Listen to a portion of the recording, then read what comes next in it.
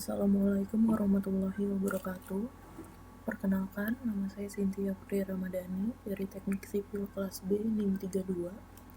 Di sini saya akan menjelaskan tentang kesetimbangan kimia dengan 3 subbab. Yang pertama, pengertian reaksi kesetimbangan. Yang kedua, syarat-syarat terjadinya kesetimbangan.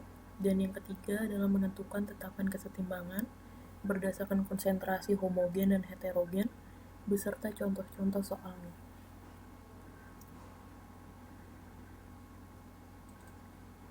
Pengertian reaksi kesetimbangan.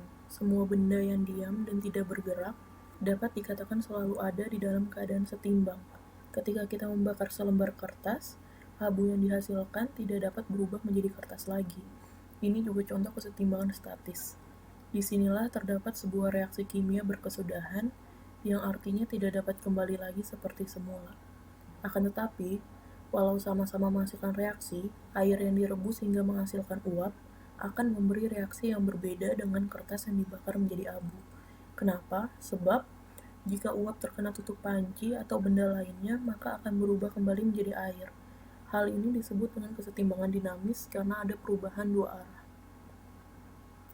Di sini kita bisa lihat simbol kesetimbangan, dua anak panah yang saling berlawanan.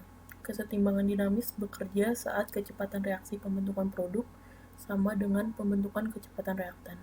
Dalam kesetimbangan dinamis akan ada selalu perubahan menuju produk dan perubahan kembali menjadi reaktan.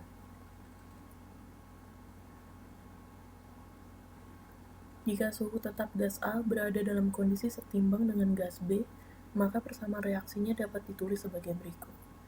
A setimbang dengan B. Apabila gas A dalam keadaan setimbang dengan gas B, maka kecepatan pembentukan gas B pasti sama dengan kecepatan pembentukan kembali gas A. Nah, tiap gas A berubah sebanyak A mol, maka B juga akan berubah sebanyak B mol. Perbandingan mol A dan mol B ini akan selalu tetap. Di sini ada reaksi kesetimbangan A plus B setimbang dengan C plus D. Saat di dalam reaksi kesetimbangan dilakukan aksi, maka kesetimbangan akan bergeser dan sekaligus mengubah komposisi zat-zat yang ada untuk kembali mencapai kesetimbangan. Secara umum, dapat dikatakan tetapan kesetimbangan merupakan perbandingan hasil kali molaritas reaktan dengan hasil kali molaritas produk yang masing-masing dipangkatkan dengan koefisiennya.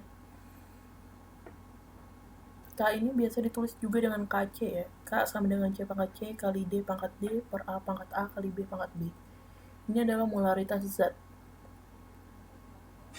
Syarat-syarat terjadinya kesetimbangan. 1.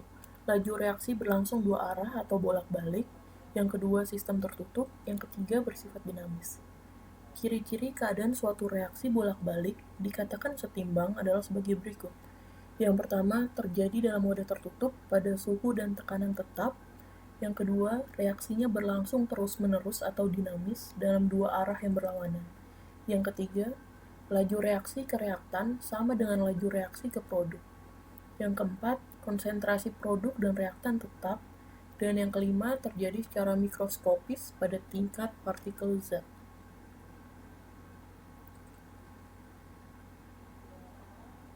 Menentukan tetapan kesetimbangan berdasarkan konsentrasi atau KC, homogen dan heterogen.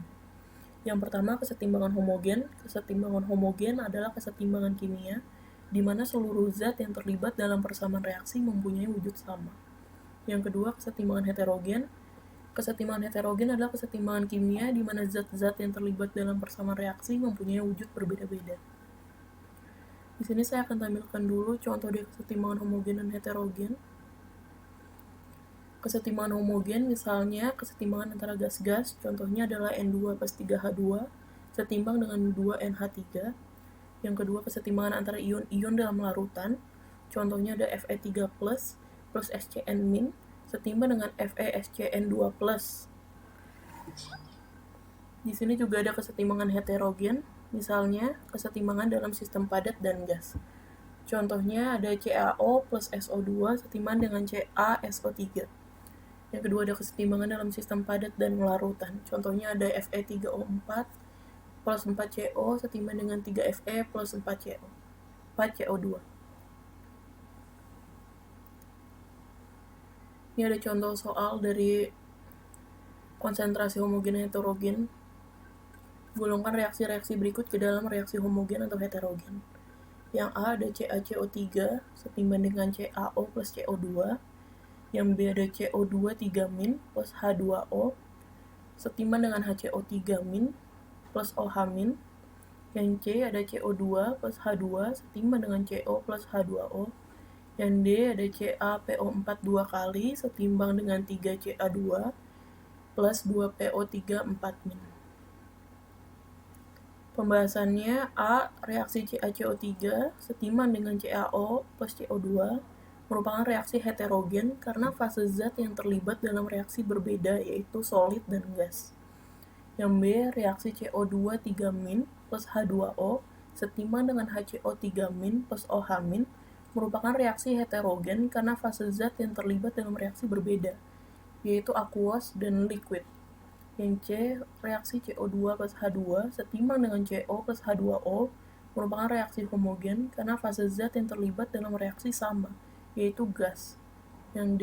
Reaksi CaPO4 2 kali setimbang dengan 3Ca2 plus 2PO3 4- merupakan reaksi heterogen karena fase zat yang terlibat dalam reaksi berbeda, yaitu solid dan aqueous. Sekian dari saya. Wassalamualaikum warahmatullahi wabarakatuh.